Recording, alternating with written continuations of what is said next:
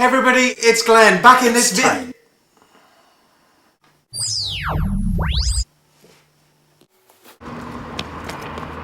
Taxi! To the cinema! Hey everybody, we're just back from seeing Iron Man 3, and like civilised people, we're going to review it over some cake. So, let's tuck in.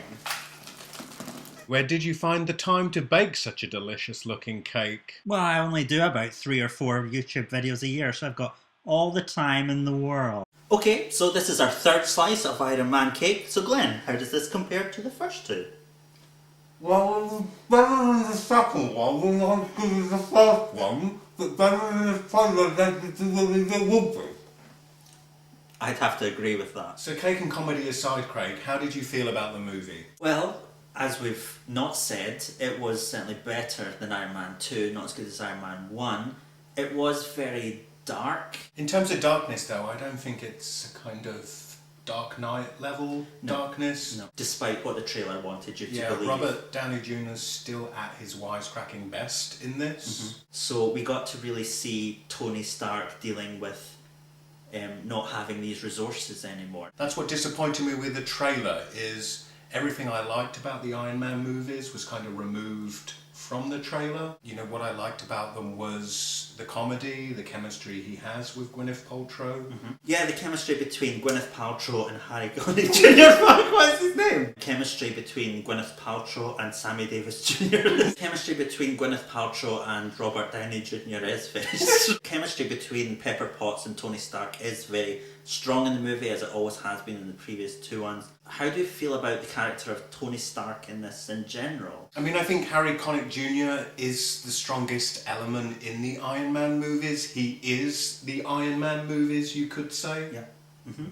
I think that's part of the movie itself, and part of the blurb that they're sort of hyping it on.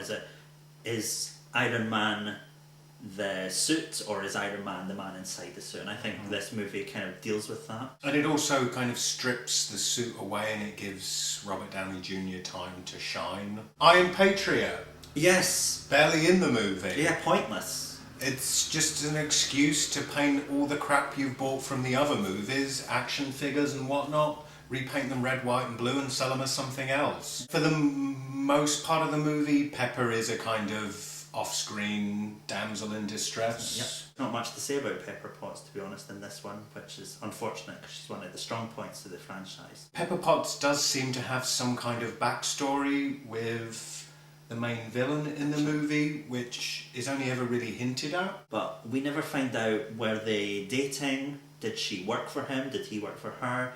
And then he calls her a genius, which I think is stretching it a bit. She can certainly work a diary, but I don't think she's quite up there to get into AIM. Which brings us on to the villain. Kind of a shock, no? The movie does a really huge swerve, unexpectedly. You think the Mandarin, who is the main villain, is Ben Kingsley. Halfway through the movie, it's not him at all. It's not, it's Mike from Neighbours, Guy Pearce. The Mandarin at the start of the movie, for the first half, comes across as this, as Glenn calls him... Osama bin Mandarin. That's right, he comes across as this terrorist presence broadcasting himself. America, you have had your time, and blah, capitalist, blah, blah, blah. That's a pretty standard bad guy. But then in the middle, it turns out that it's just an actor employed to do this part, and the real bad guys are creating a false villain so that they can manipulate the world from behind the scenes. How do you think the movie fared with the villain suddenly transforming in the middle of the film? My favourite part of the movie was that twist.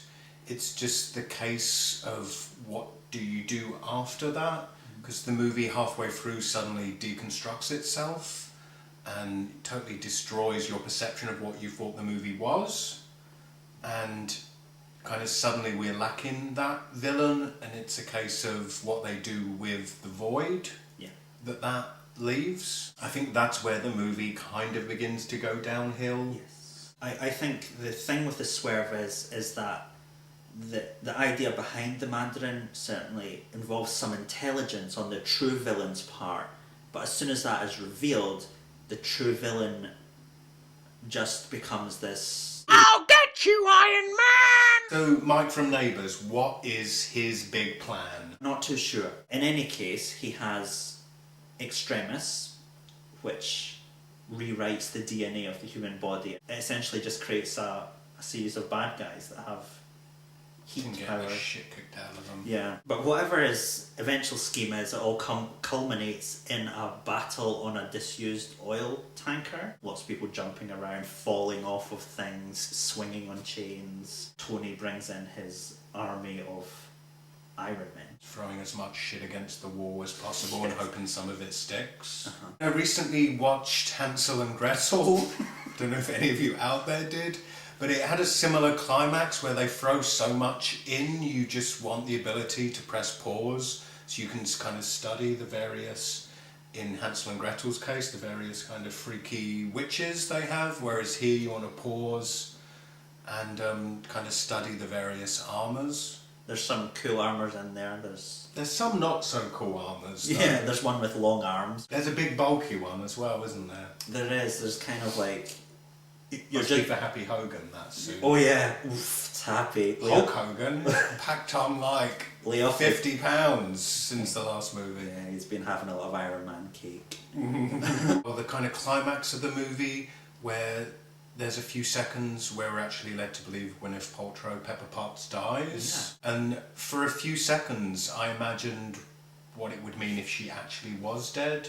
Mm-hmm. I mean, unfortunately, Harry Connick Jr. kind of makes a wisecrack like 5 seconds after she supposedly dies, so you kind of know, well, she's not really dead, or the tone would be different. It does seem they've reached a point where else does this go with her and her relationship with Tony? Yeah, they've almost reached just that plateau where they can only go downwards to tragedy. Just gauging from the audience reaction, no one really seemed that bothered when she died, but the audience were actually very sad when Jarvis maybe didn't die earlier on in the movie. Or died and then didn't die.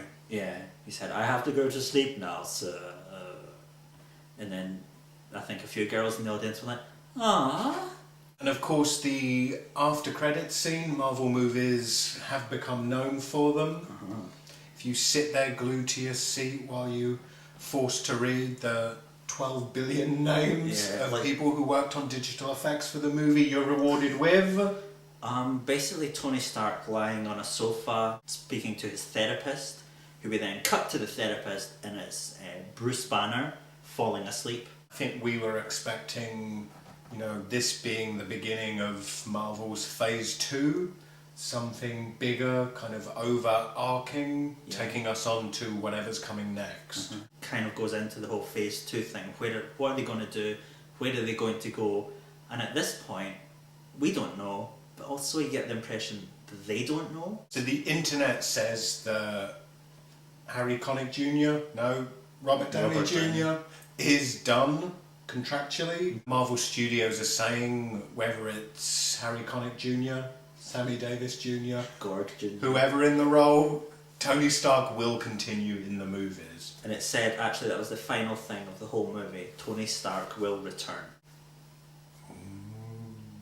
I can't imagine Avengers 2 without him. Anyway, let us know in the comments below this video what you think about the movie. If you agree, disagree with anything that we've said. As ever, comment, rate, share and subscribe. And we hope to see you in our next videos on our respective channels. Bye.